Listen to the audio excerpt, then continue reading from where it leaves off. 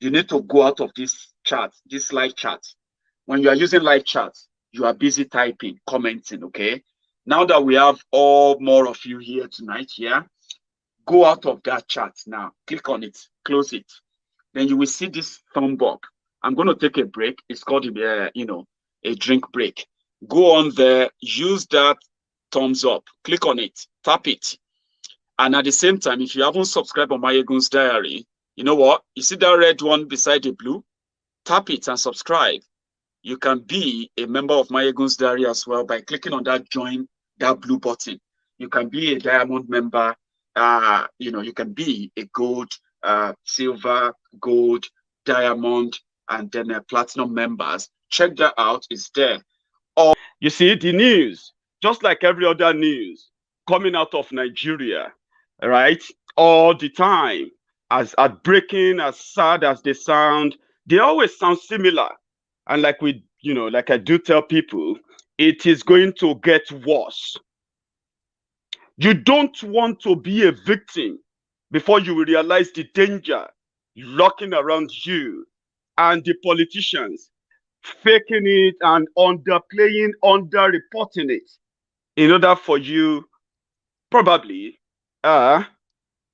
never to find out. So good enough, you have social media that is enough to give it to you raw, factual, enough for you to make your own informed decision about the security around you. Nigeria is now a lawless, completely lawless country. By all definition, all characterization, and whatever you want to call it. It is now a complete lawless country.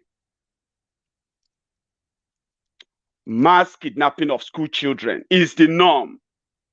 And since we have a sheikh who is sympathetic to the, whatever he called it, to the anger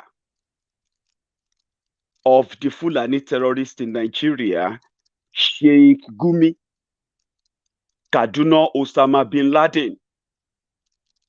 Let me tell you what happened latest, which you probably have read.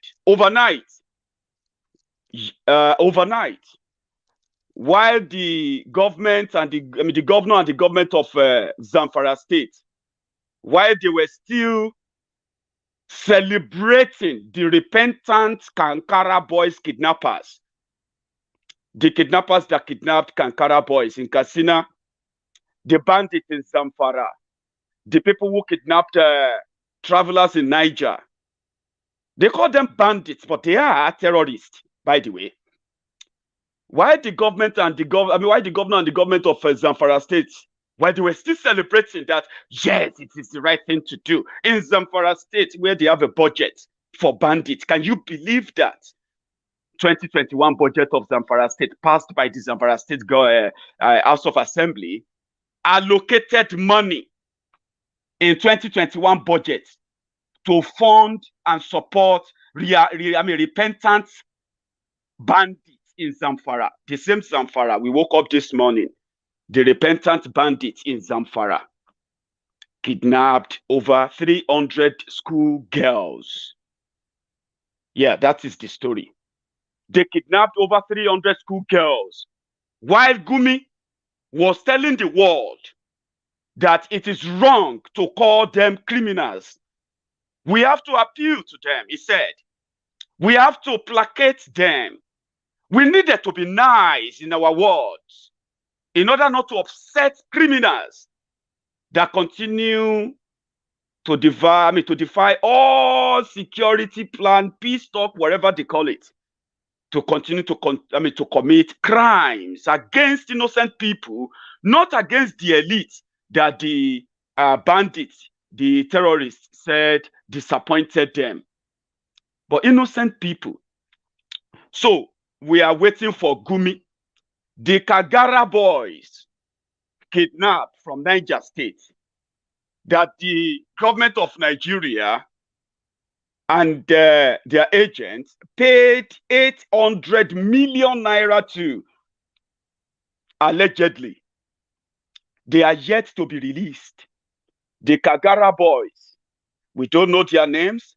We don't have their pictures. We don't know the numbers. But these guys are in captivity of the Boko Haram. The same people Gumi is telling us not to call criminals. For the record, they haven't released them. The governor of Niger State told us that bandits are tired. They want to be accepted into the society. They want to be paid and respected. They are tired of kidnapping people, but they are not. That is the politicians talking. That is a politician talking. They haven't cleared that. They haven't solved Chibok kidnap. They haven't solved Dapchi kidnapped, girls kidnapped. They haven't solved Kankara boys kidnapped. They haven't solved Kagara boys kidnapped. Now you have 300 schoolgirls, 300 schoolgirls from government girls secondary school, Jangebe, in Talata, Mafara local government area of Zamfara State. The state where bandits are princes, where bandits are royals, where bandits are first-class citizens, walking about, wielding guns, automatic guns. Our Nigerian soldiers, Nigerian army, and Nigerian police dare not take them. So before they change the narrative, before you begin to agree with them that let us remember that for peace to reign, there will be no peace where armed terrorists are being pampered, rewarded, protected, shielded from prosecution of their crime. And whoever speaks up as an activist, whoever rises up against that kind of situation or that kind of arrangement, you attacked an enemy, the enemy of state, where all the apparatuses of the government will be unleashed on you. Their court, their soldiers, their police, their everything, their media, they will unleash them on you.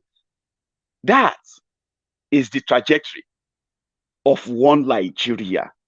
300 schoolgirls moved. Let me give you a scenario of possibility of moving 300 human beings without detection.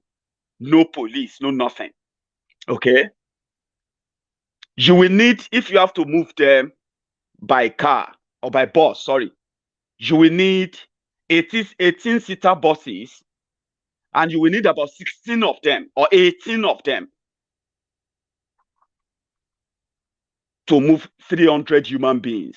Then if you come with your own crew, you likely need more than 100 people to control 300 human beings successfully and move them into the forest undetected. No police, no air force, no nothing. Then boom. So you are going to need up to 30 buses, 18-seater buses to move everybody successfully undetected. But it's not even possible. How can 30 convoy of buses filled with human beings move in a community ravaged by terrorism, where you are supposed to have all manner of security agents scattered all over the place? How would it be possible for you to move 30 buses filled with human beings, no roadblock, no nothing? That means the government is involved. It is not hard to tell. It is not a conspiracy theory. It is just that they have messed up with people's mind that people can't reason well anymore. Think about that.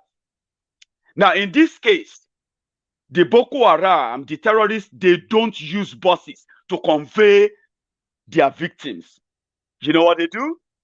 They just march them into the forest and make them trek kilometers of road. So imagine you working for 2 days, non-stop, morning to night, 2 days, children. Then the next thing that happened after that is going to be negotiation for ransom. And politicians will now come out and tell you that we should be careful. We should not call them criminals. We should be careful of what we say in order not to upset them. Do you get that now? In order not to upset them. How does that make any sense to anybody? Like, even if you are an illiterate, I mean, how does that make any sense to you? That is what they are now pushing. I'm going to go back to what Kaduna Osama bin Laden said about these people. Something that should enrage everybody, by the way. But before I play that, I want to share this first. Watch this. The president has no respect for the National Assembly. We must hate, and that's the painful part. Our resolutions don't mean anything. Our bills that are passed are not assented to. The more you say it, the more annoying it is to the president. He will never change them. Therefore, Mr. President, please, I want us to have a cursory look at Section 143. Section 143 is not about removal of Mr. President. There are certain actions that the National Assembly can take. I am not saying the president must be removed. No, it will be premature. But let us take a resolution signed by 1/3 of us, of members of the National Assembly, and sent to him. That again, we are not prodding him, we are compelling him. That, Mr. President, we want to inundate you with the insecurity in this country. In my position, I'm not asking for his impeachment. I'm asking that he be compelled. Is Mr. President waiting for us to bring a formal motion to the floor of this House to say we've passed a vote of no confidence? Is that what we are waiting for? We should sit down within ourselves and say it as it is and take appropriate actions. Mr. President, if you have any problem with that, allow the Senate to do it. We understand your position. You're in a difficult position. But let me tell you, Mr. President, God will ask you. Wallahi, this is not the end. The Constitution is clear. It did not limit what we can do. We must call the attention of our president. We voted for him. Nigerians voted for him for the fact that we are consistently, as a government, failing in our responsibility under Section 14(2)(b). There should be a specific resolution in that one. It's a constitution. All of us here, just like our colleague earlier today, swore to uphold the Constitution.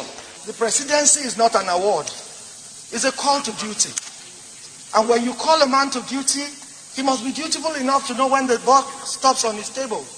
And right now, Mr. President, the buck, as far as security is concerned, stops squarely on the table of Mr. President. This government. So I just want you to know that it's not that they are not talking about it, but they are just like the National Assembly in Nigeria. They are just like, paper tigers or paper dogs who can only bark, but they can't bite. The rubber stamp assembly is the same assembly that told Buhari to sack Buratai the butcher because of incompetency, failure, human rights abuses, extrajudicial killings, and corruption. They asked him to sack. First, it was the Saraki Senate that asked Buhari to sack them and change them. Even this National Assembly, the rubber stamp one now, led by Lawan. Lawan is from Niger State, by the way, just for the record. The rubber stamp Senate also told Buhari to sack the service chiefs because they invited them 4 times in the last 6 years. They have invited them 4 times and they never showed up. They told the National Assembly they had nothing to tell them. They are only answerable to Buhari. Then finally, Buhari arranged retirement package for these guys that I don't want to go into. After giving them soft landing, getting away with all the killings, the corruption, the killing and massacring of Nigerians, Buhari had the audacity to send their names, all of them, straight away to the National Assembly that they they probably treated with so much disdain. And guess what happened? The National Assembly, same National Assembly, they secretly approved these guys to become ambassadors. So as they are taking off the uniforms, they are putting on the agbada to go and represent Nigeria, the worst of them. Who wants to be part of such country? Why would you want to be part of such country where this guy is speaking for terrorists and you sitting down there watching me right now, you're just like, hey, yes. That is what they have turned your country into. If you ever had any country at all. Yeah, that is the situation whereby those who have benefited from your death, from the bloodbath, those who have turned your sorrows into their own opulence, luxurious lifestyles, for doing nothing, rewarded. And you are still being asked to be careful of how you react, because calling bandits terrorists or calling them criminals will soon backfire. Why did you think they started hate speech law, hate speech bill, social media bill? They are putting them together for a day and a time like this. It's just that some of you are not really prepared. Listen to this terrorist again, telling you why we should begin to think about the softer side, the good sides of killers who have the effrontery to go into the dormitory of school children and kidnap girls, school children. Remember Leah Sharibu.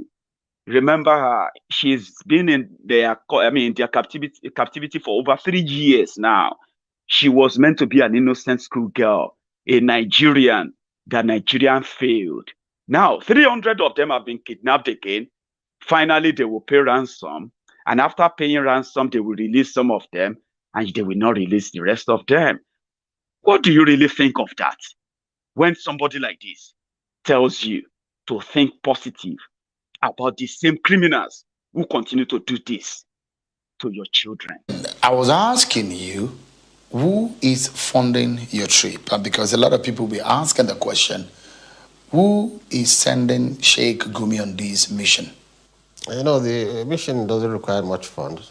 You see, wherever you are, in just a stone throw to place, you find the Ruga of Fulanis. So it doesn't require much. We just buy some few little books, go to them. But you see, when I travel to a state, then the states give us logistics. You know, they accommodate us in a hotel and assist us with their police to escort us to a reasonable distance. Because there are some bandits, or I call them now militants, that don't allow police to near them. And there are some, they don't care. You can go with the police and they're ready to talk. Why do you choose to call them militants I choose and to not call them bandits? Yes, because now they are fighting an ethnic war. They are kidnapping to get money. You see, now, look at the example, the case, the latest case where they released a bus full of people. They were asking 500 million. Now they freed them with mere negotiation. They freed them free. Nothing was paid? Nothing was paid. Even one of the victim's father was calling me, you know, thanking. You can ask the victims. And you brokered this deal? Yes, it's broken. You brokered it? In front of us, he said he's going to talk. He said he knows those who took the bus, and he's going to talk with them. But for those who took the boys in the school, they are not sure of them. But he's still going to investigate who they are, and he's going to convince them to release them because there's a peace process going on now. How soon do you think this can happen? Anytime they can be released, anytime, any minute. Since there's a peace process, so they're ready to lay down their arms, stop kidnapping, stop all the things they're doing. And you see, even we call them killer headsmen. How many people did they kill? They only kill, sometimes some of them are on drugs. Some of them are on drugs. So that killing is not killing to, they want the money. So they're ready and they're comfortable. They can keep somebody as long as they are. Because they are in the bush, really in the bush. Getting there is very remote.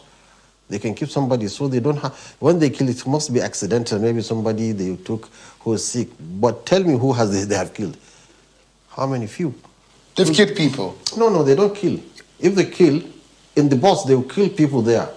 They want money from the people. They want, what do you call it? They burn down houses. They've killed people. This is another thing. That is the ethnic war. That's not mandatory. Maybe if a nomadic man went to that village and he was killed or lynched, so they come in a group and ransack the village, not to steal, just to revenge. And this is their mode of defense, instilling fear.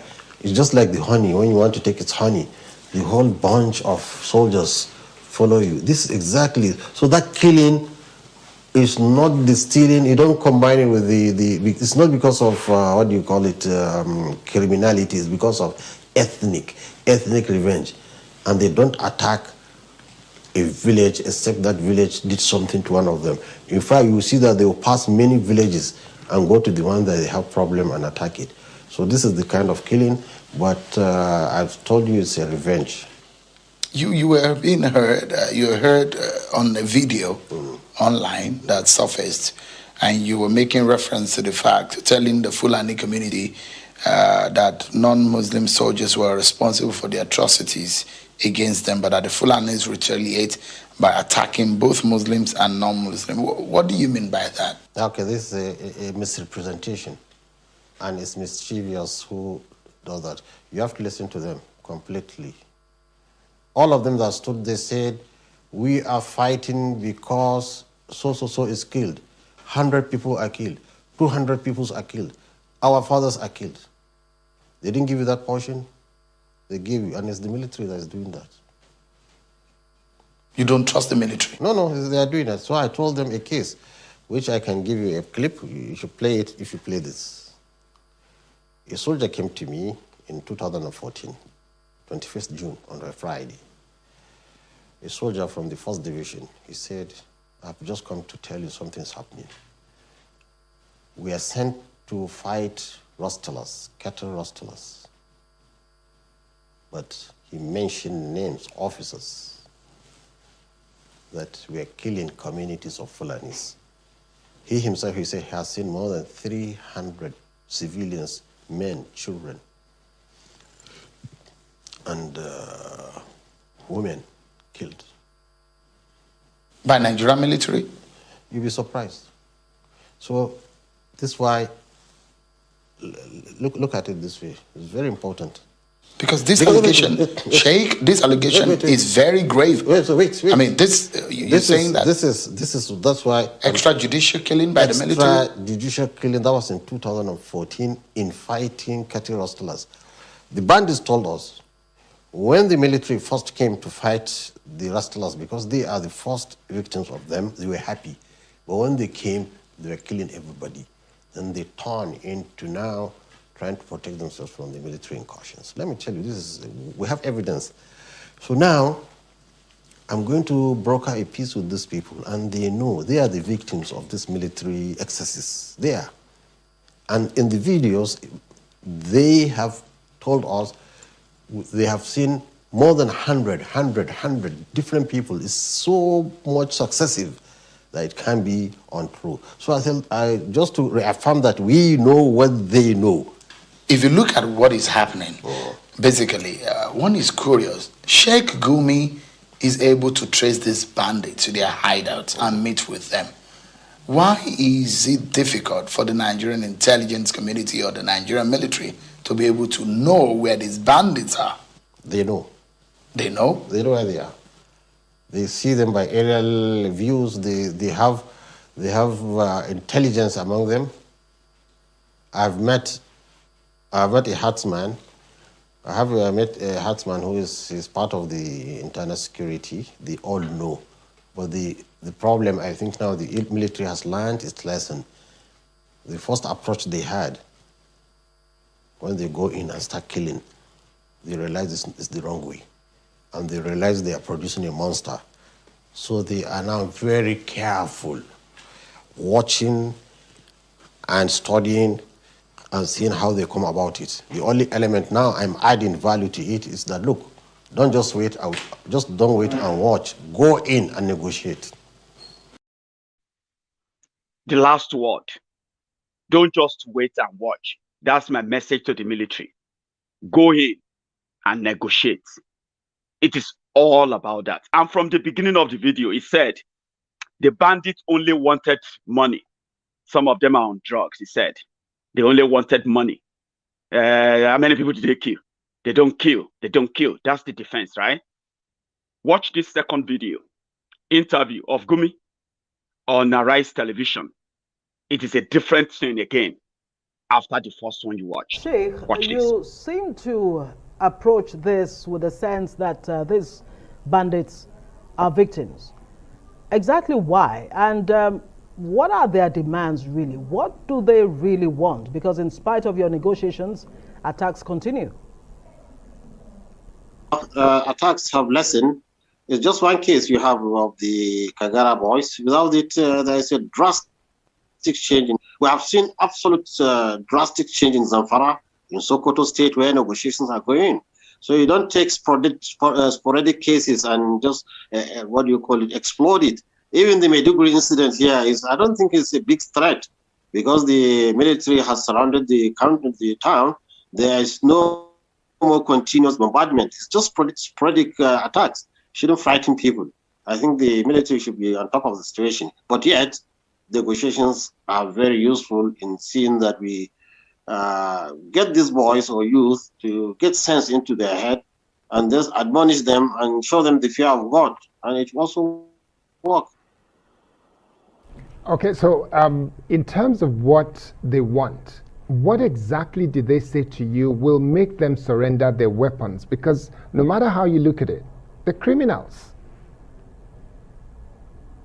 You see, you are emphasizing on criminality. I don't know who, even the press are criminals too, because they are putting fire into, they're putting oil into fire. These people are listening to you. You see, you don't address them as criminals if you want them to succumb. Youth are ready to put down their weapons. Now they are hearing you are calling them criminals. How do you want them to cooperate? So you have to show them they are Nigerians and that they should not hurt children and that they should be law-abiding, they should be good. This is the language we want to hear the press to assist us in getting the boys. You see, when we talk with them with a nice wordings, they are ready to put their weapons down. They are ready to listen to us. That is your Nigeria. So if you see somebody who normally should publicly help the government to arrest the criminals who are committing the crime that is privy of, but is defending them, and they want the media. They want the media to do the same thing. And it is not different from what Buhari also is asking the media. Early this year, in January, Laya Muhammad sent his office. That is a National Broadcasting Corporation, NBC, sent a memo to all media houses in Nigeria, especially the radio houses. And they told them that they should be very careful in the way they report Fulani herdsmen and the killings going on in the country, because they have to be very careful in order not to be contributing into flaming the fire of, the fire that will soon consume the entire Nigeria. That's what they're doing. So Gumi is being given airtime. Look at the media running after him. Yes, sir. Yes, sir. What do you think, sir? Sir, what is your opinion, sir? Sir, what do you say, sir? Sir, sir. A terrorist enabler is a terrorist. He is now telling you, that's the next thing, telling you how to react. Why? I mean, you should be careful of how you react. Even Tifnumbu had to send everybody to God. That's it. What? It's already in my car. It is only from our own character, our vision, that will drive our mission. Nigeria is currently facing crisis of insurgency, banditry, and all aspects of security. But God Almighty that made this country one of the largest and most resourceful countries will protect us. Now I appeal in his memory today is for us not to turn whatever challenges that we are facing right now to ethnic, tribal, and religious crisis. Only God Almighty Allah will judge your faith. Only Him that is perfect. Only Allah that we pray to direct us on the right path. It's left for you. A very big madman. In 2014, he was telling many of you, that all you needed was just to vote for Buhari and everything will change. In 2019, he was also foaming in the mouth, himself and his co-travelers, telling all of you how they have done so well to protect you. Just now, 2021, 6 years or nearly 7 years after they started the journey of these lies, 7 years after, they are now telling you, only Allah, only Allah. Why didn't he ask you to vote for Allah in 2015? Why didn't you vote for Allah? So that today, if you want to protest, you know that you are protesting because Allah didn't do his job, Abi. Freaking job, man. That's not all.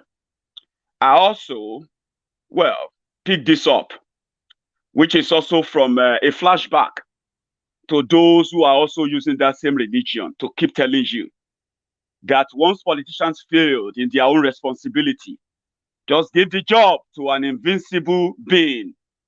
Give the job to an imaginary God that will fix your road and protect you. Now, that will protect you from the insurgents, from banditry, from terrorists, because those you elected can no longer protect you, even though they will continue to parade themselves as your leaders.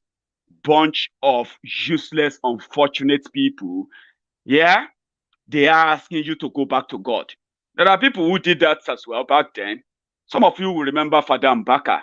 He even told you then, you remember, he told you that God answered your prayer. That was why Buhari became your president. That was why APC, Egbekegbe, became your government, political party that formed government in Nigeria. Maybe you have forgotten. I haven't. People of God prayed from here and there. God answered our prayers and gave us Muhammadu Buhari. And I want to tell you today, God has told us that Buhari is a prayer answered. Whether you hate him or whether you like him, Buhari is a prayer answered. The bishops of Nigeria, the Catholics, prayed against bribery and corruption. And this president came with a Magna Charta that has to do with war against corruption. All the prayers we have been doing against corruption, God answered that prayer through a Muslim who decided not to discriminate. There's nothing like religious, racial discrimination in Buhari's administration. He is a man for all. He means good for this country. And we owe him support. Unalloyed support. Consistent support. Perennial support. Unstoppable support. Spiritual and otherwise. Because if he is not the man on the helm of affair now, had he been the last regime continued, by now, Nigeria will be for sales. And that's why they want to engineer you people to cause crisis, even in this part of Igbo land, that Igbos are marginalized. Igbo people are unmarginalizable. Nobody marginalized us. The Spirit of God wanted me to speak good over what has happened so far in this administration. And that's what I'm doing. This poor minister cried, and the Lord answered our prayers and delivered Nigeria and gave us a visionary president with mind of warring corruption, determined to fight corruption to the taproot, with a very humble wife, meek wife, gentle wife, intelligent wife, a mother.